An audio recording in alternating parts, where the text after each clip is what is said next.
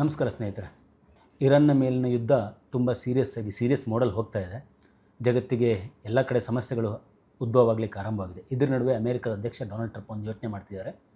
ಏನಂತ ಹೇಳಿದ್ರೆ, ಇರಾನ್ನ ಆರ್ಥಿಕ ಜೀವನಾಡಿಯಾಗಿರುವ ಒಂದು ದ್ವೀಪದ ಮೇಲೆ ದಾಳಿ ಮಾಡಬೇಕು ಅಂತ. ಯಾವ ದ್ವೀಪ ಇದು? ಇದರನ್ನೋ ಕುತೂಹಲ ನಿಮಗೆಲ್ಲರಿಗೂ ಇರ್ಬೋದು. ಪರ್ಷಿಯನ್ ಗಲ್ಫಲ್ಲಿರುವ ಕಾರ್ಗ್ ಐಸ್ಲ್ಯಾಂಡ್. ಬಹುಶಃ ಅಮೇರಿಕ ಮತ್ತು ಇಸ್ರೇಲ್ ಜಂಟಿಯಾಗಿ ಇರಾನ್ ಮೇಲೆ ದಾಳಿ ಮಾಡಿ ಇವತ್ತಿಗೆ 11ನೇ ದಿವಸ. ಹಾಗಿದ್ದು ಫೆಬ್ರವರಿ 28ರಿಂದ ಇಲ್ಲಿವರೆಗೂ ಅಮೇರಿಕ ಮತ್ತು ಇಸ್ರೇಲ್ ಜಂಟಿಯಾಗಿ ದಾಳಿ ಮಾಡ್ತದೆ. ಇವತ್ತಿನವರೆಗೂ ಅಕ್ಕಪಕ್ಕದ ಎಲ್ಲ ದೇಶಗಳ ಮೇಲೆ ಇರಾನ್ ಡ್ರೋನ್ ದಾಳಿ ಮಾಡ್ತು. ಅಮೇರಿಕ ತನ್ನ ಮಿಸೈಲ್ಗಳು ಆಮೇಲೆ ಫೈಟರ್ ಜೆಟ್ಗಳ ಮೂಲಕ ಎಲ್ಲ ದಾಳಿ ಮಾಡಿದೆ.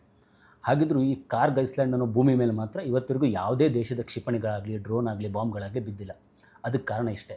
ಯಾಕಂತಂದರೆ ಇರಾನ್ನ ಇಡೀ ಸಂಪತ್ತಿರೋದೇ ಈ ಪುಟ್ಟ ಐಸ್ಲ್ಯಾಂಡಲ್ಲಿ. ಅದನ್ನು ಕಾರ್ಗ್ ಐಸ್ಲ್ಯಾಂಡ್ ಅಂತ ಕರೆಯುತ್ತೆ ಜಗತ್ತು.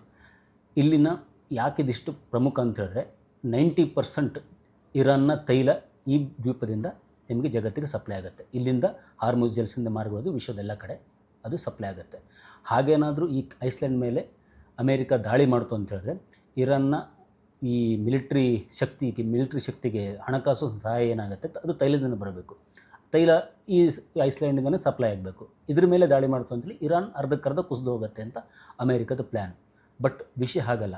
ಹಾಗೇನಾದರೂ ಅಮೇರಿಕ ಇದ್ರ ಮೇಲೆ ದಾಳಿ ಮಾಡ್ತು ಅಂತ ಹೇಳಿದ್ರೆ, ಈ ಐಸ್ಲ್ಯಾಂಡ್ ಮೇಲೆ ದಾಳಿ ಮಾಡ್ತು ಅಂತ ಅದು ನೇರವಾಗಿ 3ನೇ ಮಹಾಯುದ್ಧಕ್ಕೆ ಮುನ್ನುಡಿ ಆಗೋದು ಖಂಡಿತ. ಅದಕ್ಕೆ ಕಾರಣವೂ ಉಂಟು. ಈ ಐಸ್ಲ್ಯಾಂಡ್ ಏನಿದೆ, ಇದರಲ್ಲಿ ಅರೌಂಡ್ ಒಂದು ದಿನಕ್ಕೆ 70 ಲಕ್ಷ ಬ್ಯಾರಲಷ್ಟು ತೈಲಗಳನ್ನ ಲೋಡ್ ಮಾಡ್ಬೋದು. ಅಂದರೆ ಶಿಪ್ಪಿಂಗ್ ಹಡಗುಗಳು ಏನು ಬರುತ್ತೆ ಅದಕ್ಕೆ ಲೋಡ್ ಮಾಡ್ಬೋದು. 3 ಲಕ್ಷ ಕೋಟಿ ಬ್ಯಾರಲ್ಗಳನ್ನ ಇಲ್ಲಿ ಶೇಖರಣೆ ಮಾಡಿಡ್ಬೋದು. ಅಷ್ಟು ದೊಡ್ಡ ಸುಸಜ್ಜಿತವಾದ ಮೂಲಸೌಕರ್ಯಗಳು, ಆಮೇಲೆ ಸಂಗ್ರಹಣಾ ಟ್ಯಾಂಕರ್ಗಳು, ಪೈಪ್ಲೈನ್ಸ್ಗಳನ್ನೆಲ್ಲ ಇರಾನ್ ಮಾಡಿಟ್ಟಿದೆ. ಹಾಗಂತ ಇದ್ರ ಮೇಲೆ ದಾಳಿ ಆಗಿರಲಿಲ್ವಾ? ಖಂಡಿತ ದಾಳಿ ಆಗಿತ್ತು. 1980ರಲ್ಲಿ ಇರಾನ್ ಮತ್ತು ಇರಾಕ್ ನಡುವೆ ಯುದ್ಧ ಆಗುತ್ತೆ. ಆವಾಗ ಇರಾಕ್ ಈ ಐಸ್ಲ್ಯಾಂಡ್ ಮೇಲೆ ದಾಳಿ ಮಾಡುತ್ತೆ. ದಾಳಿ ಮಾಡಿ ಸಂಪೂರ್ಣವಾಗಿ ನಾಶ ಆಗೋಗುತ್ತೆ. ನಾಶ ಆಗಿ ಹೋದಾಗ ಆವಾಗ ಇರಾನು ಜಗತ್ತಿನ ಎಲ್ಲ ದೇಶಗಳ ಸಹಾಯ ಪಡೆದು ಇದನ್ನು ರೀಡೆವಲಪ್ಮೆಂಟ್ ಮಾಡುತ್ತೆ. ರೀಡೆವಲಪ್ಮೆಂಟ್ ಮಾಡಿದಾಗ ಇನ್ನಷ್ಟು ದೊಡ್ಡ ಪ್ರದೇಶದಲ್ಲಿ ವ್ಯಾಪ್ತಿಯಾಗಿ ಅತ್ಯಂತ ಸುಸಜ್ಜಿತವಾಗಿ ಮಾಡ್ಕೊಳ್ಳುತ್ತೆ.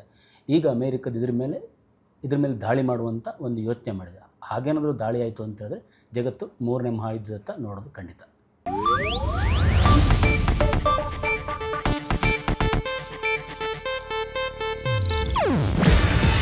ಇದು ಏಷ್ಯಾನೆಟ್ ನ್ಯೂಸ್ ನೆಟ್ವರ್ಕ್ ಪ್ರಸ್ತುತಿ.